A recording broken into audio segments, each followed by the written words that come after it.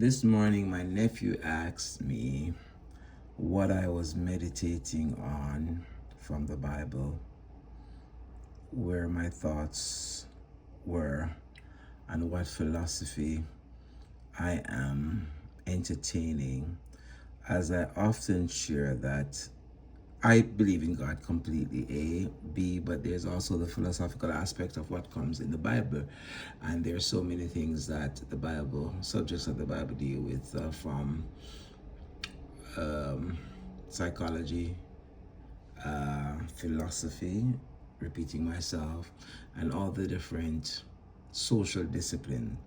And when I answered him and told him I was thinking of 1 Corinthians 4 verse 11, that he studied to be quiet and to mind your own business, and I did do a whole spiel on that, how when we study, we memorialize, and practice, and that from studying to be quiet, one has to have a strategy as a whole when we're studying to be quiet and how to succeed to keep our mouths closed. And I'm a chatty person, and I sometimes just talk a lot about so many other things, and I could give different reasons why I am. But then, as I went back into my thoughts, I said, oh no, there is something more important that I'm thinking on. And in the account in Luke 23, it was said that when Pilate turned over to Jesus, it is written, when Pilate turned over Jesus to Herod, because Jesus was from Galilee, the scripture said how Pilate, from a long time, wanted to see Jesus, right? Luke 23 verse 8, and when Herod saw Jesus, he was exceeding glad, for he was desirous to see him of a long season, because he heard many things of him, and he hoped to have seen some miracle done by him. I have ran into this scripture recently, sometimes last year in 2025, and though I would have read it so many times, but that part missed me. How many persons want to see Jesus like Pilate did, not for the transformation, but for a spectacle, for entertainment, for what they heard of him. They want to see that aspect, but the personalized relationship they're not interested in. And even right now in 2026, as I'm reflecting on this word, I see myself in the same position where I am having a form of God, but denying the full power that comes with godliness and knowing God.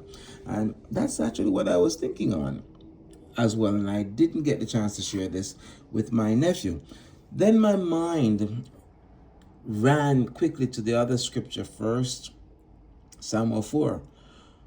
The Ark of the Covenant was where the power of God is. And anytime Israel had it, the presence, the power of God, the glory of God, they always win their battles. They were already in error in their relationship with God, and they were battling against the Philistines. And here it is, they're like, oh, let's go get the Ark of the Covenant from Shiloh, because we can beat the Philistines once the Ark of the Covenant is there. With the presence of God, the Ark of the Covenant, based on the instructions that were given to them, which I'd follow up in a different time on that, there were certain requirements that were needed from them. It represents the presence of God, the glory of God, and a way one access the full power of God. But then there are certain behaviors that was necessary in order to have access to that full presence. It's like having a plug on a wall and it's running all day.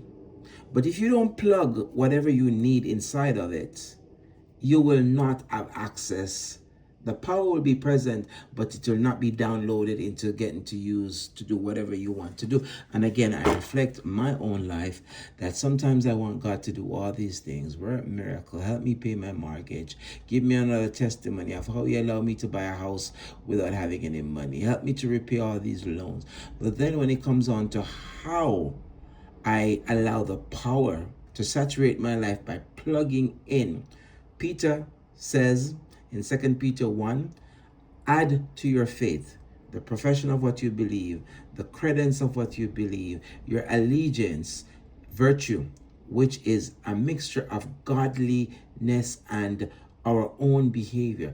God allowing his power and you allowing that power to saturate you so much that you conform, that you behave wisely, that you're obedient, that you're respectful, that you're not spiteful. And I'm like, oh my God, so many times that is me. So many times that's where I'm at. And if you look at the account in 1 Samuel 4, they ended up losing the battle because they were not willing to conform. Oftentimes we quote 2 Corinthians 10, and when we quote 2 Corinthians 10, we love to say, for the weapons of our warfare are not carnal, reading from verse 4. But mighty through God to the pulling down of strongholds. Again, we quote that we don't have carnal weapons, we have powerful weapons. They cast down imagination, high thoughts, and anything that exalted itself against the knowledge of God, and bringing into captivity every thought to the obedience of Christ, having a readiness to revenge all disobedience. But the most important part is when our obedience is fulfilled. And my summary is that I want God to answer my prayers and my finances, and all things that make me good.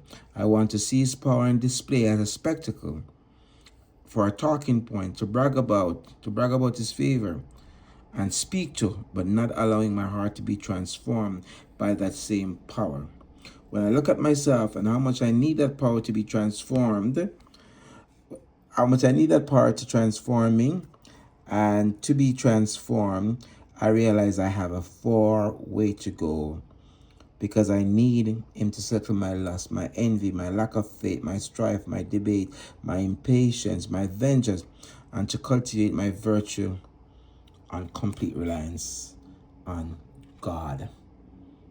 How many of us have the same weakness? Want to talk about God and brag about the presence of God, but not willing to allow the transformative power of God to change us, even the areas where we have the most weaknesses.